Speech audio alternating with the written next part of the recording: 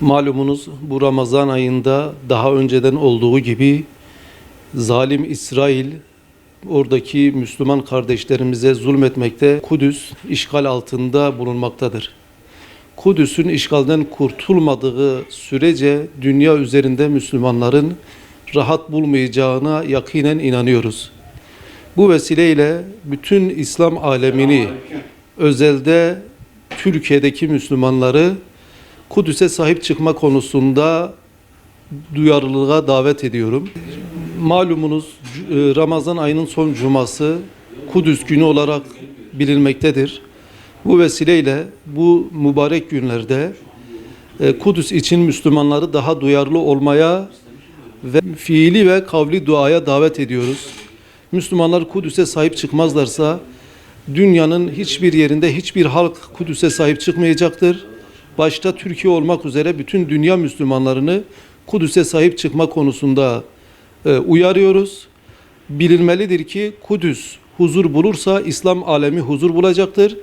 Bu Kudüs günü nedeniyle yeniden Kudüs etrafında birleşmenin yollarını aramak zorundayız. Değerli kardeşlerim, bir Müslüman olarak hepinizden ricam Kudüs gününde Kudüs'e sahip çıkmaya el birliğiyle devam etmeliyiz. Sizin aracınızla buradan bütün mümin ve Müslüman kardeşlerime sesleniyorum. Yarın Kudüs günü, anma günü. Şu an Kudüs işgal altında. Vicdanen, kalben rahatsız durumdayız.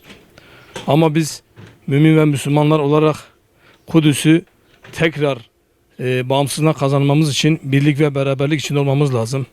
Nitekim Dünya Kudüs günü diyoruz ama Kudüs şu an ağlıyor, biz gülüyoruz. Bu da bizi vicdanen ve kalben üzüyor. Ben buradan sizin aracınızla sesleniyorum. Bütün mümin ve Müslüman kardeşlerime, ne olursa olsun biz Müslüman ve mümin kardeşler her şart altında bir arada olmamız lazım. Birlik ve beraberlik içinde olmamız lazım.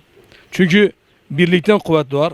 Herkes kendi fıtratına, kendi kabilesine, kendi görüşüne ayrılırsa ayrılıktan da ne olur? Yok olur gideriz. Bir araya gelmedikten sonra bu Siyonizm, İsrail'le baş gelemeyiz. Çünkü onlar şu an bütün müminleri parayla, yaptıkları kirli oyunlarla, televizyonlarla ve ürettikleri mallarla baskı altına almışlardır. Müslüman alemi yatıyor. Filistin gözümüzün önünde.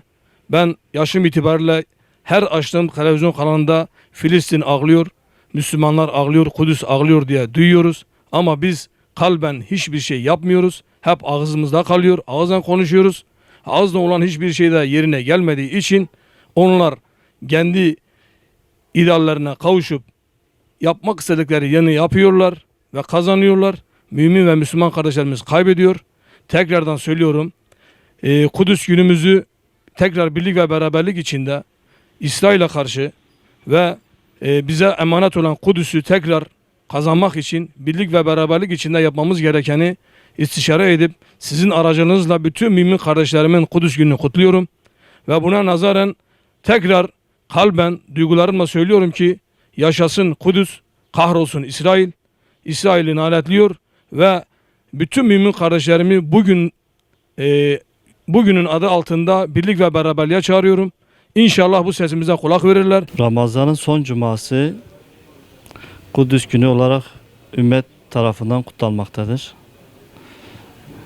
Kudüs'ün kurtuluşu için bütün Müslümanların birlik olup, tek vücut olup Kudüs'ün kurtulması için mücadele vermeleri gerekli.